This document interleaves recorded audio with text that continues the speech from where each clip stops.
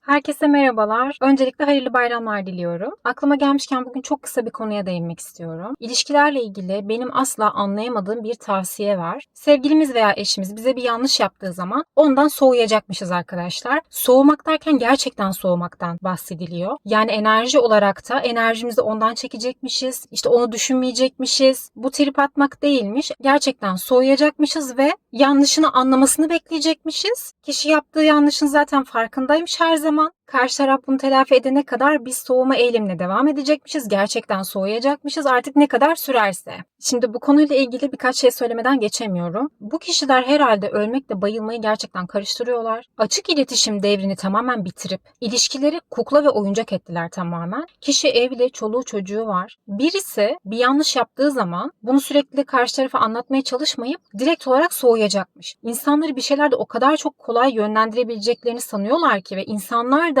bir takım şeyleri göremeyerek aslında kendileriyle savaş haline giriyorlar. Soğumak dediğiniz eylem kolay bir şey mi? Yani bir insan evliyse, senelerdir giden bir evliliği varsa hemen en ufak olmaması gereken bir şeyde soğumalı mıdır? Ve bunu gerçekten yapabilir mi bu kişi? Yani gerçek anlamda soğuyabilir mi bu kişi? Arkadaşlar böyle bir şey mümkün mü? Ha deyince bir insandan soğunuyor mu? Ve evlilik dediğimiz şey, ilişkiler dediğimiz şey böyle bir şey mi gerçekten? Ben bunları sorgularım. Hemen en ufak bir yanlışta soğunabilen bir şey mi arkadaşlar?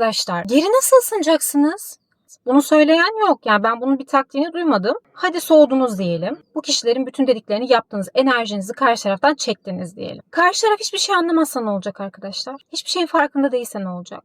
Yani ona göre bir hata değilse, onun algılama biçimine göre bir yanlış değilse, bir hata söz konusu değilse, o kişinin algılama biçimine göre her şey normalse, bu kişi nasıl anlayacak arkadaşlar sizin soğuduğunuzu ya da ne yapmaya çalıştığınızı? Anlam veremeyecek yani. Size garip grup bakacak öyle değil mi? Hadi anladı diyelim ne yaptığını. Egosu vardır, kompleksleri vardır ya da gurur meselesi haline getirir bir şeyleri sizin gönlünüzü almaz. Yani siz o şekilde karşı tarafa değerinizi kanıtlamaya çalışıyorsunuz ama yaptığının farkına varsa bile gelip sizin gönlünüzü almadı arkadaşlar. Ne olacak? Şunu da söylüyorlar. Güzel sözler olmamalı. Yaptığın şeyleri geri çekmelisin. Ben gerçekten bunu anlayamıyorum. İlişki dediğiniz şey en başta kendinize saygı duymakla ilgilidir. Sonrasında karşı tarafa saygı duymakla ilgilidir. İlişki saygı ve belirli ilkelerle yürür arkadaşlar. Yani böyle taktiklerle işte ben soğudum, enerjimi çektim, yok onu düşünmeyeyim, yok anlasın da işte benim gönlümü alsın falan bunlarla yürümez. Ben bir insandan soğursam soğurum zaten. Belki geri ısınamayacağım. Belki o hatasını anlayacak. Benim için bir şey ifade etmeyecek. Ya bu kadar kolay mı? İnsanlara soğuyun, enerjinizi çekin o kişiden diyorsunuz. Kişi bunu kolay sanıyor, tamam mı? Şimdi ilişki tavsiyesi veren kişi bunu yapabiliyor sanıyor ve normali bu sanıyor.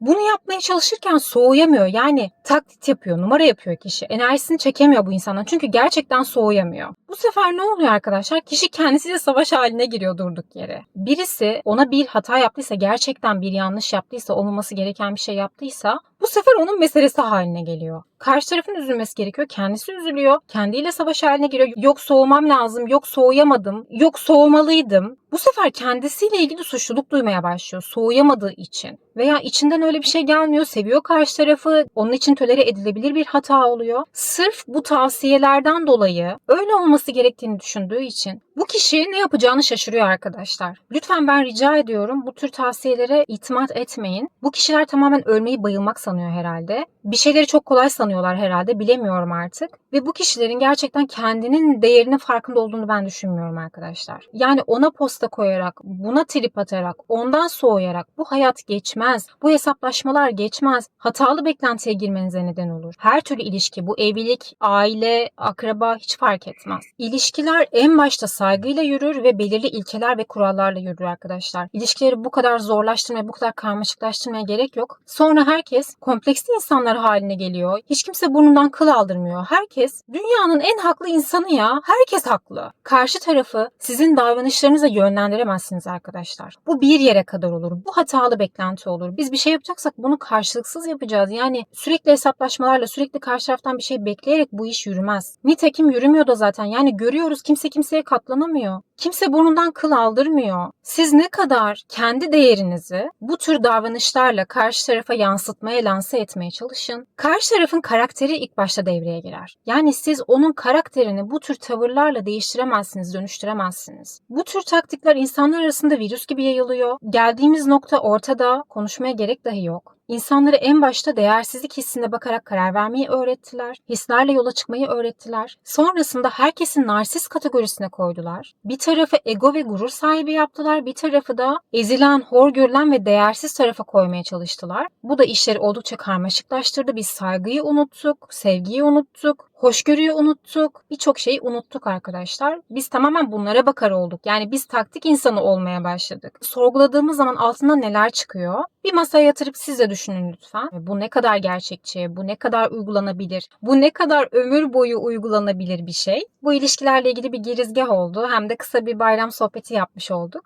Tekrardan bayramınızı kutluyorum. Sevdiklerinizle nice, sağlıklı, huzurlu bayramlar diliyorum. Ve hemen bayramın son gününe yetiştirebilmek için edit yapmaya gidiyorum. Sevgiler.